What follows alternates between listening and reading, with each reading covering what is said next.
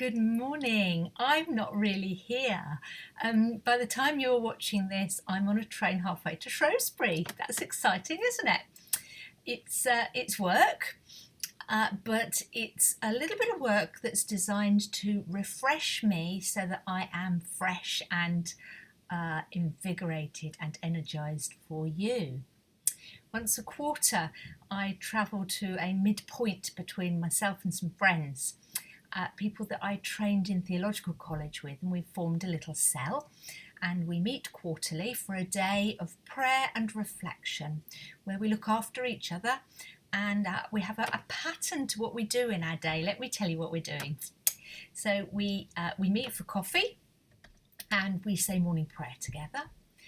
And then we take it in turns to listen to each other, to talk about the things that have been hard over the previous quarter, the things that have really been joyful and encouraging in the previous quarter, and a little bit of time on hopes for the next quarter, the next 3 months.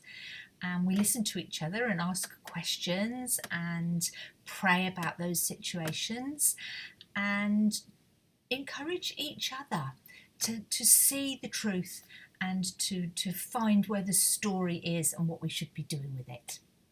And it's really, really uplifting, and I always feel better afterwards.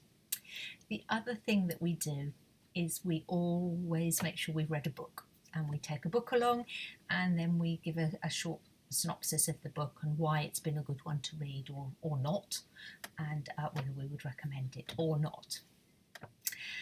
We have lunch, and it's a profoundly deep day. It's always very tiring, actually, because although they're my friends, and it's easy because we can say anything and everything is allowed to be said, whatever it is and however it's said.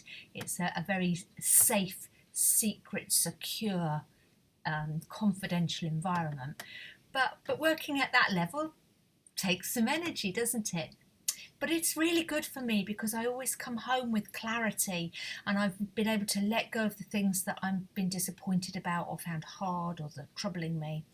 And I come away with some fresh inspiration and some encouragement to pursue the things that are kind of niggling and that I'm pushing forward with but don't quite know what to do. The reason to tell you all of that, because you don't know where I am today. I could have just gone off and done it. And I thought, no, I should share this with you. And the reason I should share it is because I want to commend it to you. I see relationships across the ministry area and across our churches where people are getting really good spiritual care and encouragement, and Christian love and support from each other in friendships. And you know whether you've got one of those sorts of friendships or not, and you know how fantastic they are to have, don't you?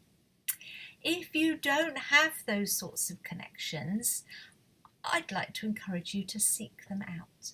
And it might be something as simple as just asking somebody from church if they'd like to come round for coffee, or if they'd like to go for a walk with you. Walking is a good one, actually. There's something about being side by side and moving that is a little bit distracting and freeing for the mind, and it makes it easier to talk. I just want to commend to you the idea of a cell group or a prayer buddy, somebody that you know you can trust and can walk alongside and chew over some of those things that don't really feel safe in the bigger coffee group after church, or perhaps with your loved ones in your family or whoever. You get what I mean, don't you?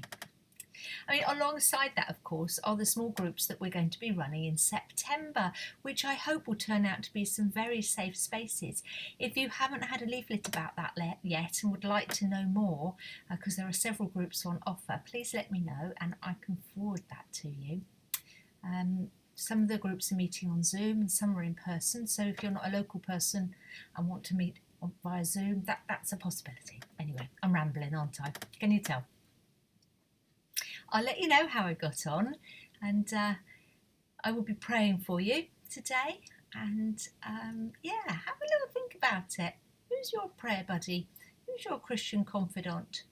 Who's the person in your spiritual journey who's walked with you and gives you courage and is your safe person to go to with all those wobbles and strange questions that we all have? Let's leave it there.